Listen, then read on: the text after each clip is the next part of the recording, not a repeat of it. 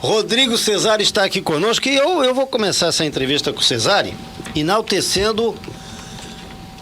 Ontem eu recebi uma mensagem no privado de alguém me criticando porque eu parabenizei a direção da Secretaria de Saúde do município de Brusque, o pessoal da...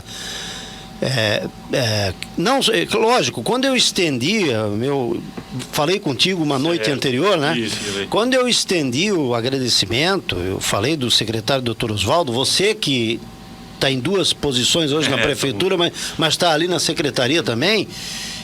Obviamente, eu estava falando de todo o corpo de pessoas que trabalham na secretaria, sejam os efetivos e também aqueles que têm cargo de confiança, porque o secretário é um cargo de confiança. Exato. O Rodrigo Cesari é um cargo de confiança. E eles estão ali doando o seu tempo, fazendo a sua função, dentro daquilo que também tem de humanidade em cada um. E ontem eu recebi no privado uma crítica, viu, Damota? De uma pessoa até que eu conheço dentro da prefeitura. Você tem que enaltecer, não é o secretário nem o diretor, tem que enaltecer os funcionários, os efetivos, mas claro que a gente enaltece o pessoal da linha de frente, né? Por conta desse trabalho que está sendo feito aqui em Brusque, que eu penso que não sei se realmente a prefeitura vai conseguir, a secretaria, até a metade do ano, vacinar 70% da população adulta. Tomara, olha, eu quero acreditar que sim. Mas eu gosto de estabelecer uma meta assim e pegar e trabalhar para... É importante ter meta. Trabalhar em cima da meta. Precisa ter meta. Pô, se você pegar assim, vamos trabalhar firme para vacinar 70%.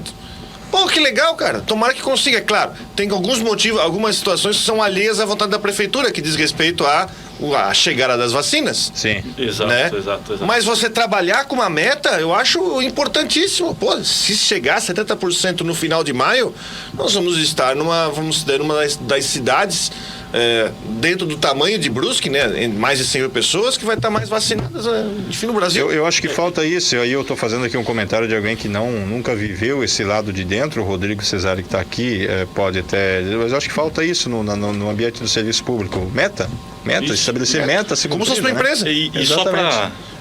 Bem-vindo, Rodrigo, bem-vindo. Obrigado. Bom dia a todos os ouvintes.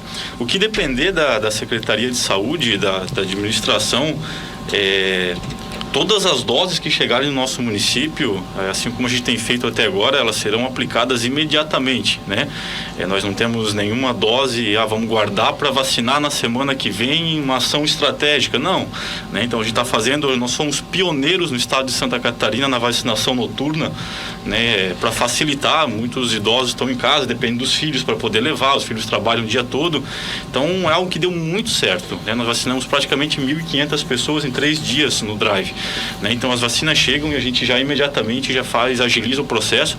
Nós vamos abrir mais um centro de vacinação agora, porque a informação de que a gente vai receber um quantitativo maior de doses a partir da próxima semana. Então tudo aquilo que a gente pode fazer para agilizar o processo a gente vai fazer. Meu pai vacina na segunda-feira já. Aqui já no novo centro de vacinação aqui na União Self. Bacana. E Rodrigo, você tá na Secretaria de Comunicação agora, mas você ficou um bom tempo ali na Diretoria de Saúde, quer dizer, conhece bem como é que funciona esse fluxo ali. De que forma que você está contribuindo, pode contribuir, mesmo estando numa outra pasta, né? Embora a comunicação seja uma área que ela tem um contato e ela abrange todas as demais, porque ela tem justamente a missão de levar a informação para a comunidade, né? Como eu tive praticamente 2 anos na Secretaria de Saúde, peguei o processo da pandemia desde o início, né? Desde a primeira ação que a gente fez aqui no nosso município em relação às barreiras, em relação à montagem do centro de triagem.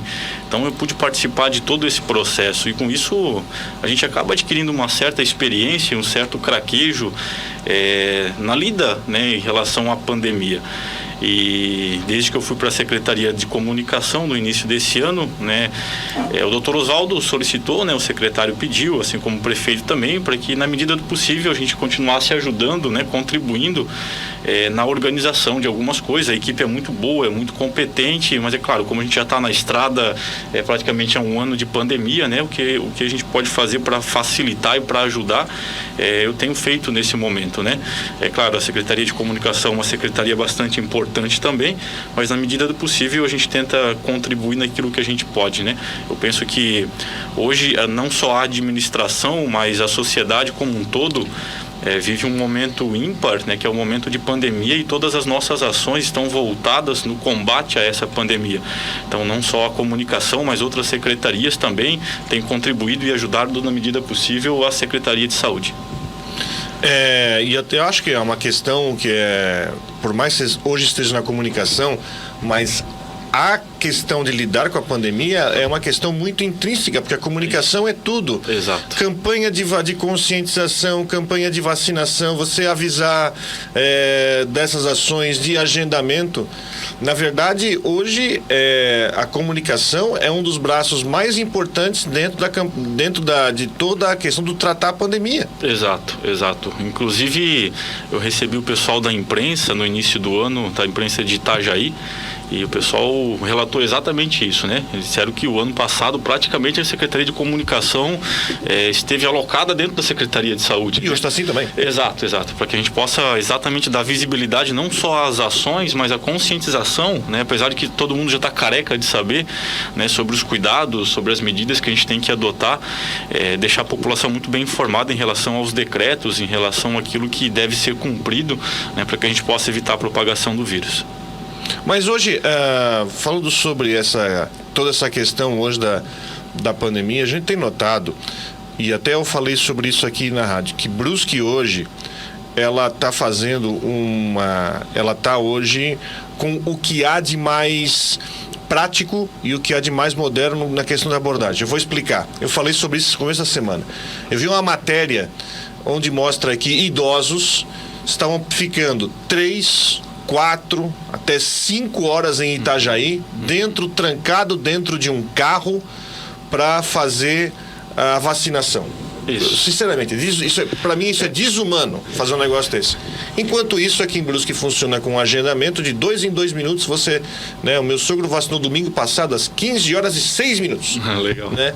E sem espera, sem fila, né? A coisa tá andando, né? Eu vi aqui, ontem eu saí daqui da rádio, tinha já o drive-thru noturno, andando uma fila aí de 7, 8, 10 carros no máximo, mas uma coisa também rapidinha, não tem problema nenhum, porque, voltando à questão do se comunicar, aqui em Brusque está se trabalhando com uma forma bastante moderna e uma forma bastante tranquila e rápida de vacinação, para justamente evitar coisas que a gente está vendo. Uma cidade do Rio de Janeiro lá que vai ter vacinação hoje para 74 anos, aí vai lá, junta 2.000 pessoas na porta e sem o cara saber se vai ter vacina depois. Exatamente para evitar a contradição, né, Rodrigo? Porque a gente fala que a melhor forma de propagar o vírus é a aglomeração, e aí você vai fazer uma ação para prevenir, e aí você gera aglomeração com essa ação, é um pouco contraditório. Desde o início da pandemia, Rodrigo, todas as nossas ações, isso eu falo porque eu participei diretamente, nada foi por acaso, né? Nós temos uma equipe muito boa e todas as nossas ações são estudadas, né? A gente pesquisa... São transparentes. Não tem vacina. Isso. Nós temos 100 doses, nós temos 200 doses, bem transparente. Exato. Então, a gente tem estudado o que deu certo não só em outros estados, em outros municípios, mas no país, né, para que a gente possa, e no mundo, né, para que a gente possa adotar as melhores medidas para facilitar, né? O objetivo é esse. A gente já está vivendo um caos, um momento bastante complicado, e a nossa missão enquanto Secretaria de Saúde é exatamente trazer um pouco de alento, de organização, para que a população possa se sentir um pouco segura também, né? O nosso drive aqui, a média de espera no primeiro dia foi cerca de 20 a 25 minutos, a gente já conseguiu reduzir bastante. Ontem a média de espera era de 10 a 15 minutos no máximo. São 8h22, fazer um intervalo comercial, pode ser? Daqui a pouco a gente volta com a sequência da entrevista com o Rodrigo Cesari. Mensagem aqui mandou, agora sim, veio aqui a mensagem do Mauri, agora sim a mensagem está completa aqui, Mauri. O Mauri escreveu o seguinte, tá? O que menos os petistas querem fazer com essas cruzes é homenagear. O que eles querem é usar essas mortes para denegrir a imagem do presidente e, se possível, derrubá-lo. Quem é insensível nisso? Ele mandou aqui. O que menos os petistas querem é fazer com essas cruzes a homenagem que eles querem é usar para derrubar o presidente. A opinião do Mauri aqui em relação àquela manifestação feita na Beira Rio, Rodrigo Santos. Aquela manifestação que foi feita nesta madrugada. Inclusive, se me permite, Pois não, Rodrigo, a gente que está vivendo bem de perto essa questão da pandemia, o que a gente percebe em muitos lugares é que se politizou muito a pandemia. Demais da conta. Né? Eu acho que é como se fosse quem acredita na cloroquina é de direita, quem não acredita é na esquerda, quem acredita no lockdown é de esquerda, quem não acredita é de direita, enfim. Criou-se uma questão política em torno de um problema social que a gente está enfrentando, que atrapalha e prejudica muito quem está conduzindo todo o processo, né? Porque existe uma pressão muito grande da sociedade em virtude de alguns conceitos políticos que muitas vezes não dizem respeito àquilo que a ciência nos orienta a fazer. E se a gente não adota, parece que a gente é de esquerda, ou é de direita, ou é de centro, enfim. Infelizmente se politizou muito a questão da pandemia e a gente tem pago um preço desnecessário, né, em virtude disso. Então, eu penso que a ciência está aí e a gente tem que seguir conforme aquilo que a ciência nos orienta e aquilo que a gente julga ser o mais correto com base nas evidências e nas experiências que a gente já viveu por aí, né? Ô, Rodrigo, a prefeitura abriu um chamado até para a contratação de novos profissionais de saúde, né? A gente sabe que hoje eu conversei com alguns que falam, inclusive, que estão extenuados. A gente sabe disso, né? Os profissionais de saúde, eu tenho dito aqui que são super-heróis sem capa, porque estão numa situação, e não só aqueles que estão no centro de triagem, estão nos hospitais, Exatamente. Estão nas UTIs, ou estão, enfim, estão trabalhando na linha de frente, né? Estão bastante exaustos. Inclusive, a prefeitura chegou a ter que fechar algumas UBSs para justamente deslocar esses profissionais para trabalhar nessa linha de frente. Houve algum resultado nesse chamamento de novos profissionais? Conseguiram aí novas, aumentar o time? A nossa maior dificuldade hoje está em relação ao profissional médico, né? Isso não é só uma dificuldade da Secretaria de Saúde. Nós tivemos reunião com o pessoal do Hospital Azambuja, Hospital Imigrantes, e eles relatam exatamente a mesma dificuldade, né? A gente estava cogitando a possibilidade, né, claro, com articulação com o governo do estado, porque isso é uma deliberação estadual, ampliar o número de leitos de UTI, e aí a dúvida, né, e o questionamento do pessoal do hospital foi exatamente esse: mas a gente vai tocar com quem? A gente não dá conta praticamente com os profissionais que a gente tem. Pra você ter uma ideia, Rodrigo, desde o início do ano nós abrimos 3 processos seletivos para médico, vamos abrir o 4º agora. No último tiveram 27 inscritos e somente 2 aceitaram, né? Então a gente tem uma dificuldade muito grande em relação à contratação de profissionais médicos bem especificamente, sabe?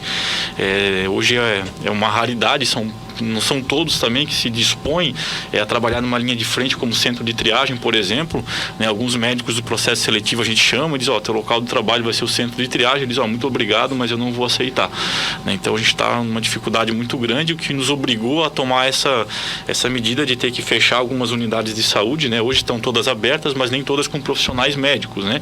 Exatamente porque o centro de triagem demandou muito, a gente teve que reforçar a equipe no centro de triagem para que a gente pudesse atender a população no objetivo maior que é hoje, que é exatamente a pandemia, né? Os atendimentos lá, como é que tá? Subiu, desceu, tá estabilizado? A gente está numa queda, né? No pico nós chegamos a atender 480, 490 pessoas por dia, né? Hoje nós já estamos, no dia de ontem, se não me engano, foram 300, 200 e pouquinho, está sendo essa média a partir de agora, né? Então a gente está numa decadência na procura pelo centro de triagem, né? E isso tem mostrado que a curva está começando a cair novamente, né?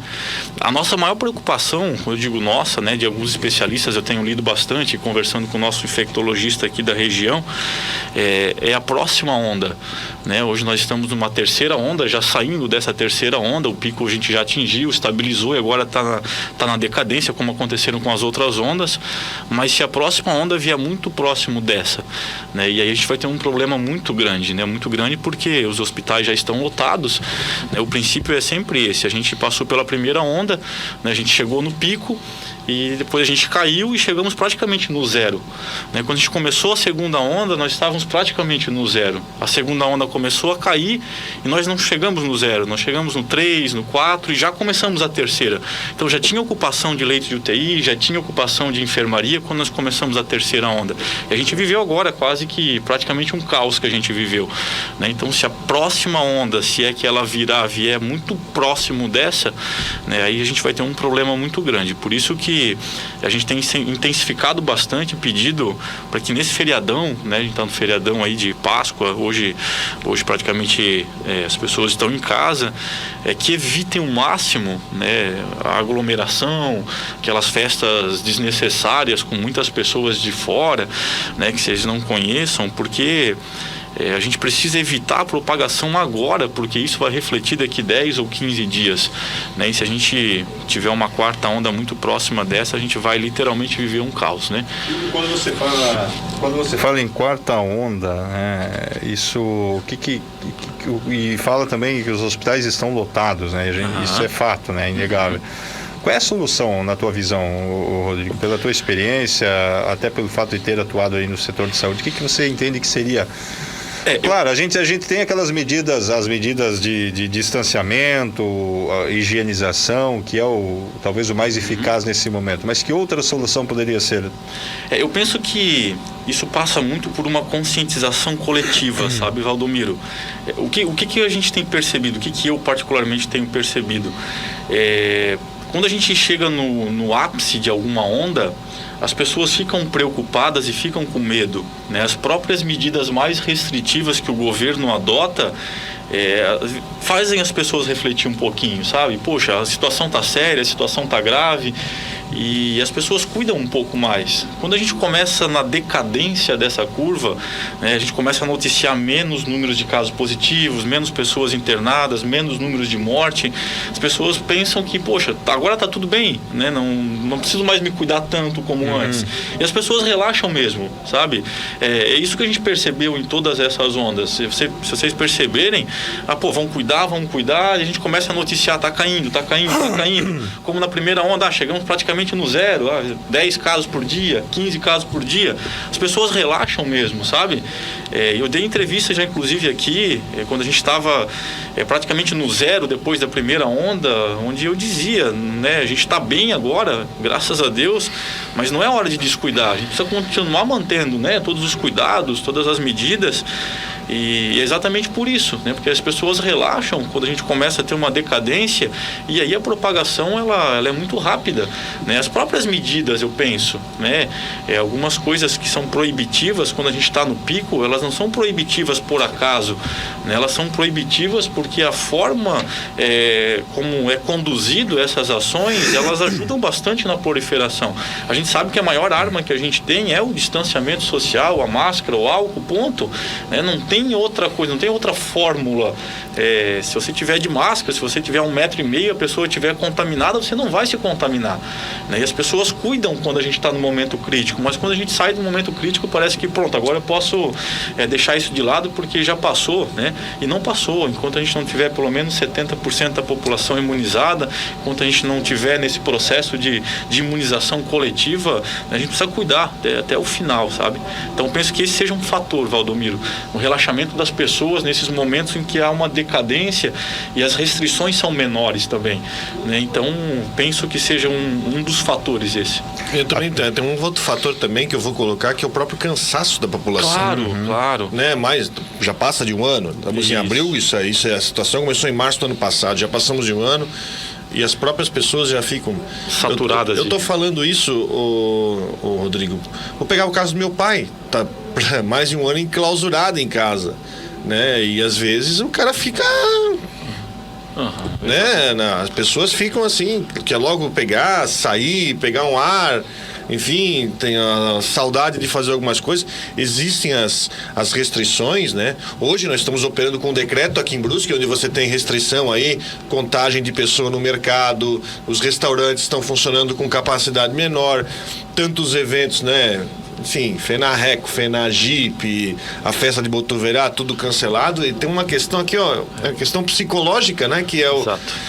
Tomara que acabe logo, que eu quero poder voltar a fazer aquilo tudo que eu fazia, poder jogar meu futebol, poder, enfim, fazer as coisas que a pessoa sempre faz. Eu acho que tem uma... tá sendo, psicologicamente, está sendo uma tortura para a maioria. Sem dúvida, Rodrigo. Eu penso assim, esse momento de pandemia fez com que a gente exercitasse uma capacidade que é muito humana, que é muito nossa, e eu já falei sobre isso em lives, que é a nossa capacidade de se reinventar, né? Reinventar o seu jeito de viver. Perfeito. E muitas pessoas não conseguiram fazer isso, não processaram isso, acabaram adoecendo emocionalmente, psicologicamente, né? Por que reinventar-se? Porque ao longo da nossa vida nós inventamos um jeito de viver, né? E isso a gente chama de rotina, né? A gente criou uma rotina, nós temos o nosso jeito, nós inventamos isso. E de repente as condições que a gente tinha para viver, a forma que nós inventamos de viver não existem mais. Então a gente teve que passar a inventar um novo jeito de viver, né? Ou seja, a reinventar-se nesse momento que a gente está, né? E essa reinvenção, ela é muito característica nossa, né? Dos seres humanos, e muitas pessoas não conseguiram dar um novo sentido, um novo significado a uma nova rotina que passou a ter que adotar, né? Eu sempre digo, tudo é possível, né? Você viver uma forma, um jeito de viver, é possível fazendo aquilo que tem que fazer dentro daquilo que a vigilância sanitária, as medidas sanitárias exigem. Agora vai liberar a confraternização de novo, a festinha em casa, mas não significa que a festinha em casa você tem que colocar 50 pessoas sem máscara. Não, confraterniza com a tua família, mas mantenha a máscara, mantenha o distanciamento, você tem que se adaptar a essa nova realidade. Sim. Nesse momento, né? Mas como aquilo que o Rodrigo falou, as pessoas estão saturadas, né? É como um passarinho preso na gaiola, de repente você abre a gaiola, o passarinho some, né? O passarinho não aguenta mais ficar preso. E eu penso que as pessoas muitas pessoas estão mais ou menos assim, um ano confinadas, eu quero voltar a viver a forma que eu inventei da minha própria vida. E de repente, quando abre a gaiola, né, as pessoas acabam extrapolando, exagerando, que faz com que a propagação ela aconteça de maneira mais rápida. Mas eu penso que a palavra seja essa, a capacidade de se reinventar, né? O reinventar-se, o seu jeito de viver, o seu modo de viver, porque tudo isso vai passar, né? E depois que passar, também não vai mais ser como era. Não. Né? Essa capacidade de você se reinventar é para a vida, não é só para o momento de pandemia. Então é preciso, eu acho que o momento exige de nós essa capacidade de se reinventar e de dar um novo sentido para a vida. E quantas pessoas se reinventaram, eu estou falando nas suas profissões, no seu dia a dia, por causa disso. Se for citar todos os casos que a gente viu, mas, por exemplo, pessoas que, enfim, mudaram de ramo ou investiram numa situação, fazendo, por exemplo, algum serviço de teleentrega ou alguma, por exemplo, fabricando máscara, que seja, né? Fabricando, tem empresas aí, que mudaram a sua linha de produção e hoje estão fabricando máscaras a rodo, máscaras personalizadas, então acharam um jeito de ganhar dinheiro com isso. Exato. Né? Mesmo convivendo com problemas e falta de insumo. Até mesmo em relação, eu falo aos nossos profissionais de educação, por exemplo, né? As aulas remotas? Exato, né? Os professores nós inventamos um jeito de ensinar, né? Existe uma didática onde os alunos iam, né? Você tinha todo um processo pedagógico e de repente todo mundo em casa, da noite para o dia, e você tem que inventar um novo jeito de ensinar, que agora é online, né? Que não é mais a mesma coisa do que o presencial. E isso gerou muita incerteza, muita insegurança por parte dos nossos profissionais de educação, né? E foi todo um processo isso. E hoje os professores inventaram um jeito remoto de ensinar e se adaptaram com isso. E agora, de repente, volta. Né? Mas não é mais como era, agora é um novo jeito de ensinar, não é mais só o presencial, não é mais só o remoto, é uma mescla dos dois. E o presencial que se tem hoje também não era mais como era antes, né? Existe o distanciamento, existe a máscara, existe alguns cuidados específicos, então é um novo processo de reinvenção por parte dos nossos profissionais de educação, né? E não só da educação, da saúde ou de todas as áreas, eu acho que nós como um todo tivemos que nos reinventar, né? São 8h46, um rápido intervalo comercial, a gente já volta para a finalização da entrevista e também os destaques finais aqui do Rádio Revista Cidade. Aproveitando que o Rodrigo Cesário está aqui, uma dúvida cruel, Rodrigo. Vamos lá.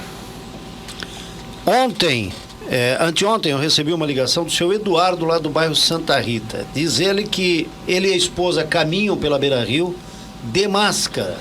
Os dois caminham pela Beira-Rio de máscara. Parabéns. E ao caminhar pela Beira-Rio, eles estão observando já há algum tempo que ele usou esse termo, ele usou essa frase, 99% das pessoas que caminham na Beira-Rio, que pedalam na Beira-Rio, não estão usando máscara. O decreto do governo do estado fala em multa para quem não usa máscara, inclusive na rua, né? Afinal, isso está sendo fiscalizado e compete a quem fazer a multa? E ainda mais, eu vou fazer 4 perguntas numa só. Vamos lá. Né? 4. Quem é que tem a atribuição de fiscalizar? A segunda pergunta: como que se faz essa multa? Isso sai no CPF, no RG? Terceira multa: você conhece alguém? Eu faço para ti a pergunta e faço para quem está ouvindo, que já foi multado. Só deixa eu contribuir na tua pergunta. Eu acho então que do governo do estado não é lugares abertos, lugares fechados, tá? né? É. O decreto do governo do estado. Também. Não, local fechado. Lugares abertos é a orientação da utilização da máscara. A punição por não estar utilizando é lugar local fechado. É isso, fechado. Tá, mas então quem não utiliza máscara na rua não é penalizado? O que a gente faz sempre, Sérgio, só respondendo, vamos Sérgio, responder. Não, pelo amor de Deus. Perdão. Sérgio, meu amigo. Nosso amigo. Perdão. Outro dia que me chamasse de Dirceu. Dirley, mas foi no WhatsApp, eu acho, né? Dirley. Que é pior. Foi coisa do revisor. É muito nome, a cabeça de professor não consegue guardar sempre. Porque eu fico me lembrando daquele Dirceu do PT, que é pior, né? Pensasse que eu ia falar outra coisa.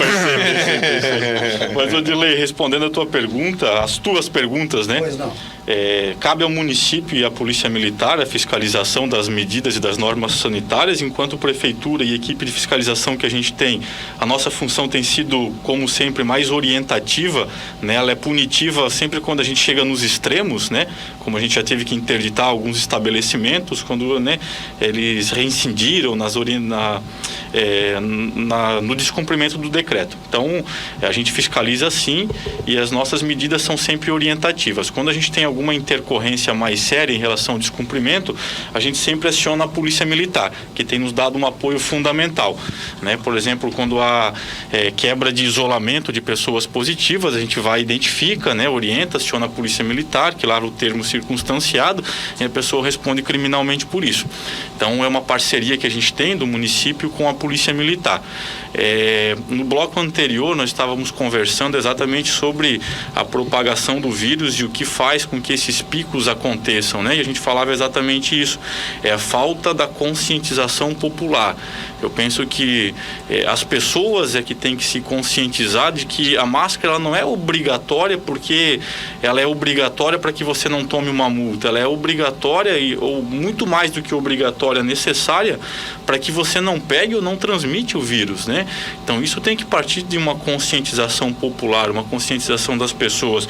É o que eu sempre falo, não é só sobre não pegar o vírus, mas é sobre não transmitir o vírus, né? Porque a gente tem ouvido muito, esse vírus não vai dar nada, né? Meus parentes tiveram, foi só uma gripe, só perderam o olfato e paladar. Que bom, né? Eles tiveram sorte, mas muitas pessoas que pegam vírus não têm a mesma sorte. Então não é só sobre não pegar, é sobre não transmitir.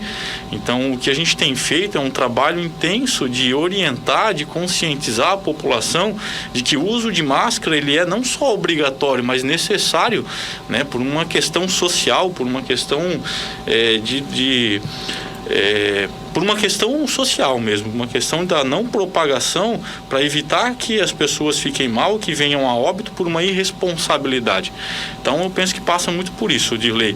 Eu nunca vi ninguém sendo multado, não só aqui em Brusque, respondendo a tua pergunta, mas em qualquer outro município, pelo menos da região que eu tenha conhecimento, né? A gente tem contato com a vigilância dos outros municípios também, né? A gente nunca ouviu que alguém foi multado aqui na nossa região, não falo nem do nosso município, por não estar utilizando a máscara, né?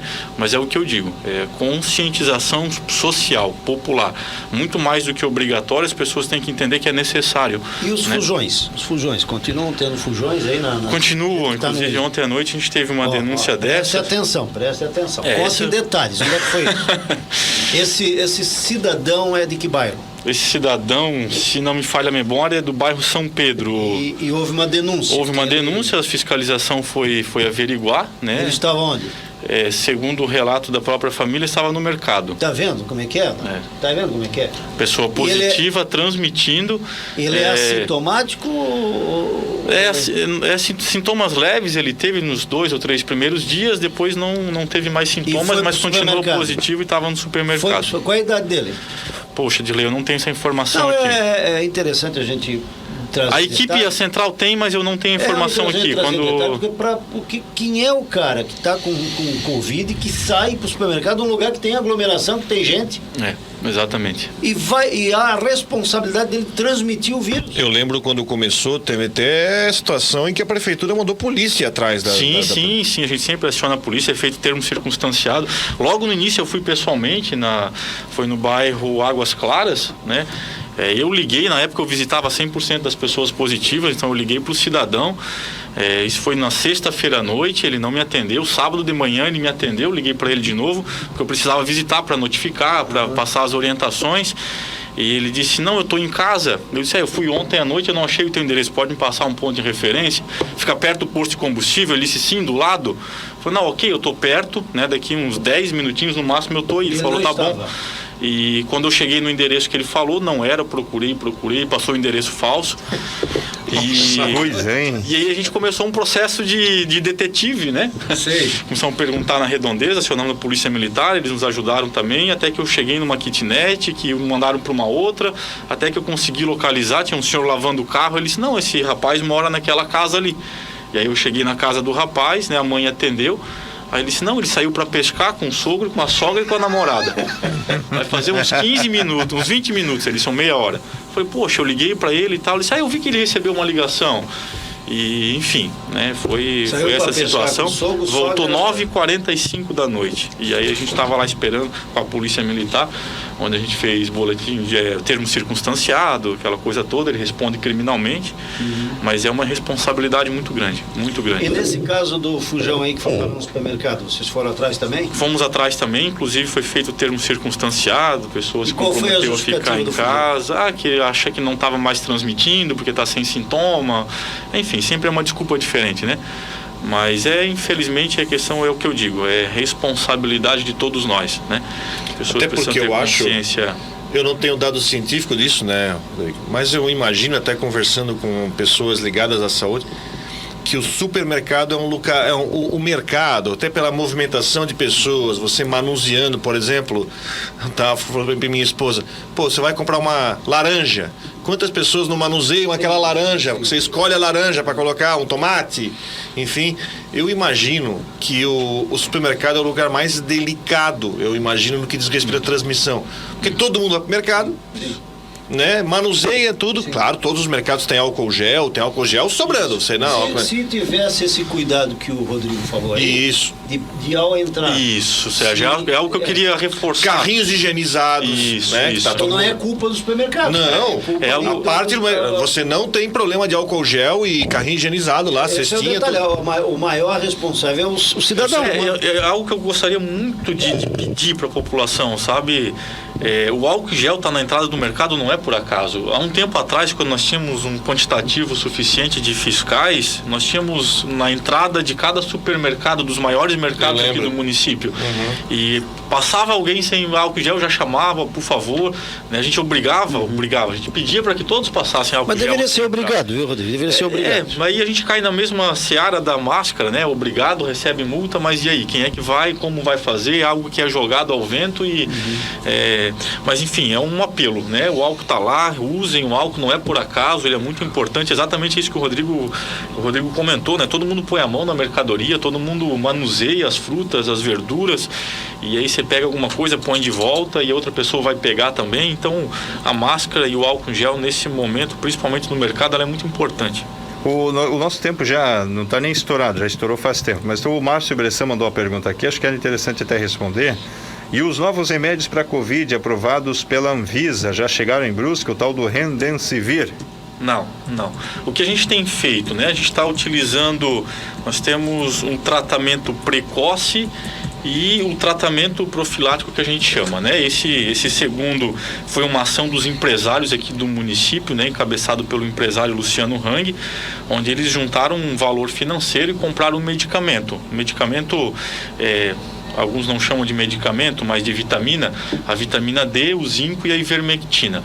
Então, esse medicamento preventivo, entre aspas, a gente está distribuindo para a população em algumas ações com o nosso ônibus, 3 dias por semana aqui na Acevinha, aqui na Uniaselv, e 2 dias da semana nos bairros, né?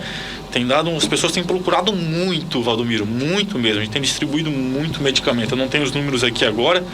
E um outro é o preventivo, onde as pessoas vão para o centro de triagem com suspeito e eles já recebem o medicamento necessário. E aí vai muito da prescrição médica, né? A pessoa está positiva ou ela está com suspeito, ela vai para casa esperar os dias de sintoma para poder coletar, ela já recebe a azitromicina, já recebe, às vezes, a prednisona, dependendo da situação, dependendo o caso, a própria cloroquina. Isso é uma questão muito da conduta médica.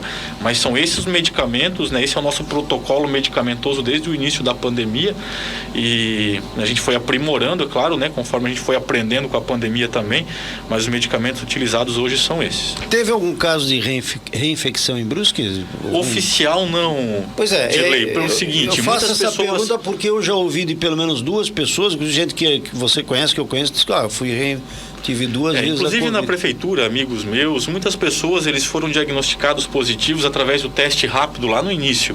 Né? Lá no início o teste rápido era o que a gente tinha. A gente não tinha antígeno, a gente não tinha outro. Aliás, é uma falta de antígeno também. Hoje, assim, no município de Brusque a gente tem mais do que o suficiente. A gente fez uma ação, esses empresários eles doaram 2.000 desses testes, enquanto a gente estava no processo para chegar aquele que a gente tinha comprado. Hoje chegou mais 13.000.